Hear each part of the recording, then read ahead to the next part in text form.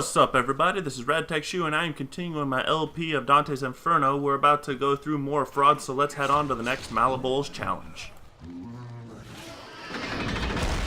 The boiling pitch of the politicians, among the worst of the liars. Okay, so in here we have the politicians who were... they're corrupt politicians who are immersed in a lake of boiling pitch, which is pretty much tar.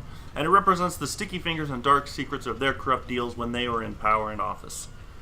So, for this challenge, we have to protect the innocent.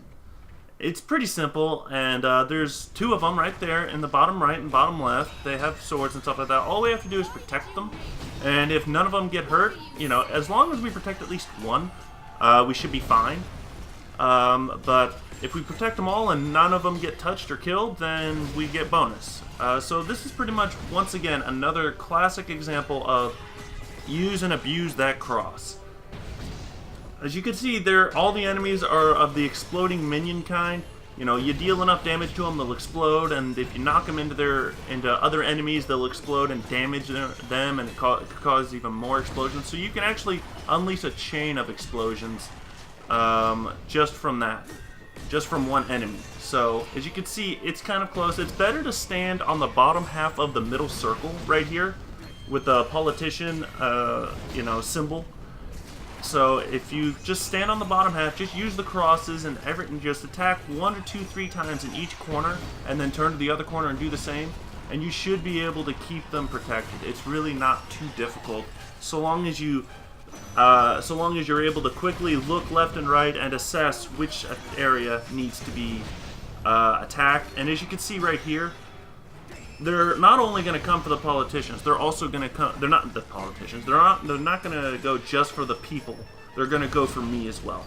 So that does help a little bit. That the AI will sometimes they'll ignore the weak humans down at the bottom, and they'll come for me if I'm close enough to them. So that makes it a little easier. And as you can see, just the cross just does wonders here. These guys don't stand a chance, and we just have to keep going. Eventually, the enemies will run out, and then we'll be done. So it's pretty easy, pretty simple. Not too hard, not too complex. Another easy challenge to fulfill. So yeah, pretty much that's all I got in this challenge. There's not much else to be said. It's just a bunch of enemies. They just keep coming. But on a side note, it is November 16th here in Fort Leonard Wood, and we finally got our first snow of the year. And my car, it's not too thick, it's not too heavy, a couple inches. I, got off work at 7:30 in the morning, came home, did some editing, and I managed. And then when I woke up after my nap at around 2. My roommate's like, "Hey buddy, check outside," and I'm like, "Oh shit, snow, awesome!" So anyway, it's snowing here in Fort Leonard Wood, but it's not too thick. It's not a blizzard. So right here, I'm just looking at Francesco's Forgiveness. It's leveled up to level 2. The Shoe of Nessus, the Tale of Minos, Charon's Ore. We still have all these, so I'm just gonna go ahead and pretty much just go, have a look at all my relics. So right here, I'm just going to speed it up because I actually spend a couple minutes looking through my relics and my power-up menu. Basically, I don't really do much of anything to my relics. I just keep the layout the way it is. In the power-up menu, though, I decide to go in here and I eventually buy the Magic Divine Armor. And this is the magic that's going to save my butt much later in the game. I bought this just on impulse and I thought maybe it'll be good, but that's all I get here. But the Magic Armor is going to save my ass later. And trust me, it really does. So, now we're going to continue on to the next area. And now that we're back at normal speed. But, just before I get going here, I'm going to look, and right here, I'm going to take off, well, actually, you can replace the magic. The magic, you can only have 4 spells active. So, since Dante's, the Divine Armor is pretty much for protection, I replaced Sins of the Father with that. Like I said, I didn't like Sins of the Father. It wasn't really all that great. I hated it when my enemy used it on me. I don't like it when I use it all that much. It's not the greatest. It doesn't last long enough. And trust me, the Divine Armor, it lasts for a good while, and it is a fucking lifesaver. I'm not gonna lie. I can't stress enough just how much that thing saved my ass when I needed it. So, we're coming on down here. We're going to save our game after we refill some health and mana. We're going to max everything out. There's no need to be stingy here. We can afford to be gluttonous with these fountains. So, let's just go ahead and save our game. And pretty much we got another video after this. The malebolge trials, some of them are pretty long. Well, they're not long. It just takes me a while to accomplish them. Alright, so for the most part, I thought I saw something up above the Beatrice save station. I was like, okay. Anyway, let's head on to our next challenge. You're right at home with the Hypocrites, Dante, in this 6th ditch. Alright, so this one obviously is for the Hypocrites. You know, it's like the, you know, in the original poem, the Hypocrites are listlessly walking along wearing gilded lead cloaks, which represents the falsity behind the surface appearance of their actions. Since you can't obviously tell that the statues there are wearing lead cloaks, it pretty much shows them praying, but at the same time they're trampling over others, which is good. They say they care for others, but reality they'll trample all over them. They don't care who they're hurting.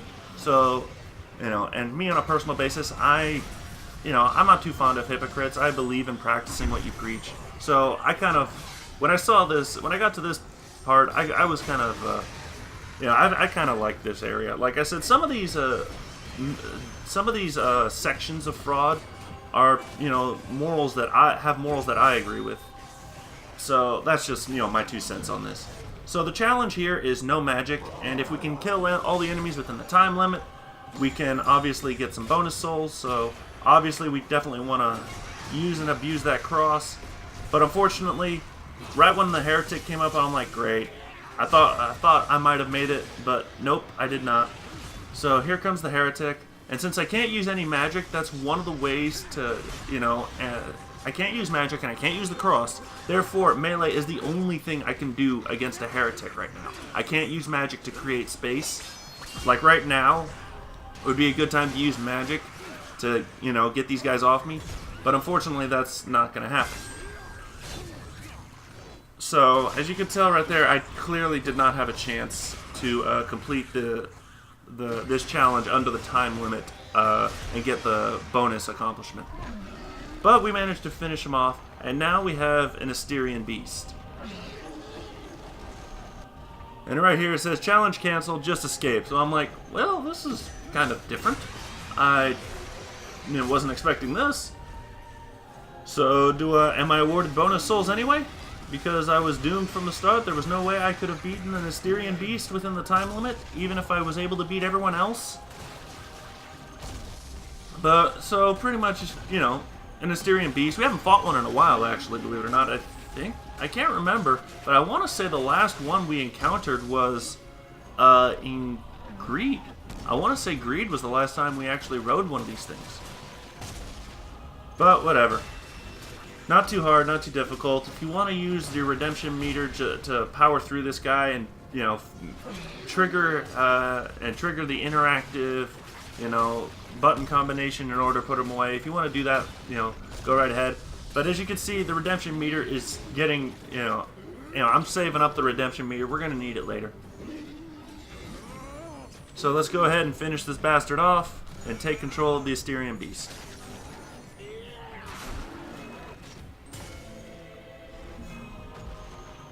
You stole everything from me. Alright, so right here, run forward, jump, R1, and to safety. I don't know what happens to the Asterian Beast, and I really could not care. So that was pretty cool. We didn't have to do anything, luckily, on that part to grab the rope. So I decided, I'm like, okay, let's double back. Is there anything over here? Is there a secret alcove? No? Okay. So, let's move on. So now we're moving on pretty much to the next malebolge. Like, this area, this fraud can get a little repetitive, but the challenges break up the diversity and the monotony, and some of them are, like I said, are really frustrating. So we just finished malebolge 6. We're now going through the 7th challenge. Alright, let's do this.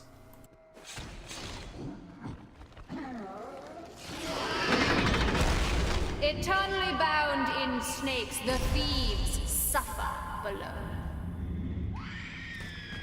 Okay, so the thieves, in the original story of Inferno, the thieves are guarded by Cacus, who's a fire-breathing dragon, who has a fire-breathing dragon on his shoulders and snakes covering his back. The thieves are pursued and bitten by snakes and lizards, but the full horror of the thieves is actually it's pretty nasty. Just as thieves gradually stole other people's substance in life, they stole money and possessions and stuff like that. Just as they gradually and slowly took from others, what their very identity becomes subject to theft here down in Fraud.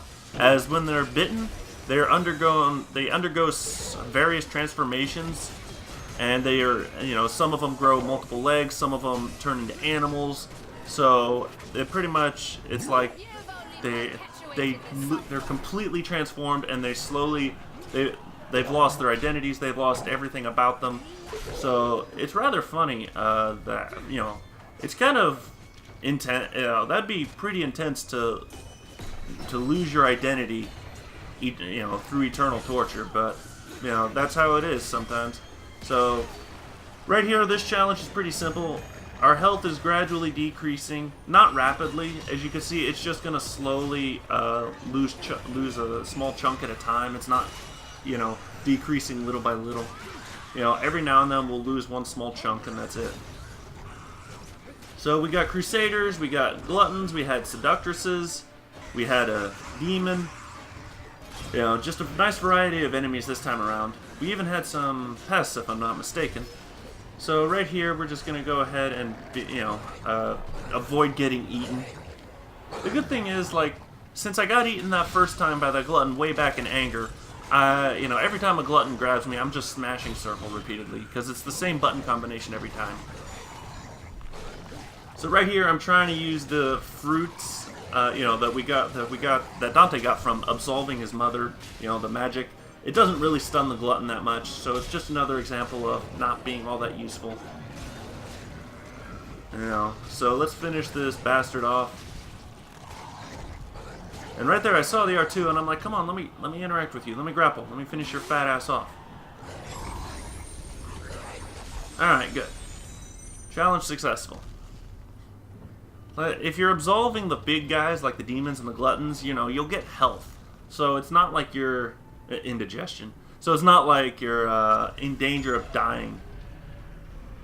So right there it said, right there it was just like, okay.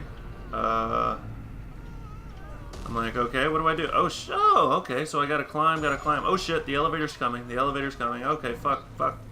So this is another example of one of those areas that can kill you if you're not careful. But luckily, we managed to get by, no problem. So, here we go. Let's get some health, let's get some mana, and we're gonna save. Alright, so we're just gonna go ahead and save our game, and we're here down in malebolge 8. This is where this is the last challenge I'm gonna do in this video. So we've got this one more challenge right ahead of us, and right before I went through the door, I thought I saw something over here to my left, and I was like, oh, okay. Always trying to keep an eye out for extra hidden goodies. Stay here and find company with the false advisors. Alright, so for the evil counselors and fraudulent advisors, they are concealed in individual flames. They are not people who gave false advice, but people who use their position to advise others to engage in fraud. So, pretty much, they may not have lied to people, but they influenced other people to be deceitful and fraudulent, and that's just as bad. So, and I do encourage that sense of morality. So some people like to hide behind certain walls and be like in real life, like people like to hide behind walls and just be like, well, I'm not doing anything illegal, and I'm like, I don't care. It's like sometimes it's not about the legality; it's about the morality, ethically and morally. How do you justify, what you do? You say one thing and do another, and you go, well, it's not illegal, therefore, it's fine. It's all right if I do it, and people don't have to be so upset. They don't have to, they should just mind their own business. Like some people just nowadays, you just see the way they behave, and they say one thing, do another, and they hide behind that, that crutch. They use that crutch to stand on the whole time, saying, if it's not illegal, it's all right for me to do it. And I'm like, no, it's not. You call yourself a good person, you call yourself a decent person, and yet you behave in a wicked manner, and you have to say it's not illegal. You use that to justify what you do, and that alone just speaks volumes about the morals of some people. And I just cannot stand that. So this challenge was pretty easy. All we had to do was just kill all the enemies without blocking. So in other words, just attack, attack, attack, attack, attack. Pretty simple. Like I said, now in the next video is when we get to the challenges that are pretty hard. At this point, it's been pretty easy. It's been a breeze. Next video, though, you're going to see the true frustration of fraud. I guarantee it. You won't hear me if I were recording myself live audio-wise, you would hear a shitstorm of cursing. But anyway, we're just pretty much gonna end the video right up here at the save station. And that's pretty much going to do it for this video. So if you like this video, please don't forget to like, favorite, and subscribe. It helps my channel grow even more than you could possibly imagine. And I will see you guys all later in my next video. This is RadTech Shu, signing off.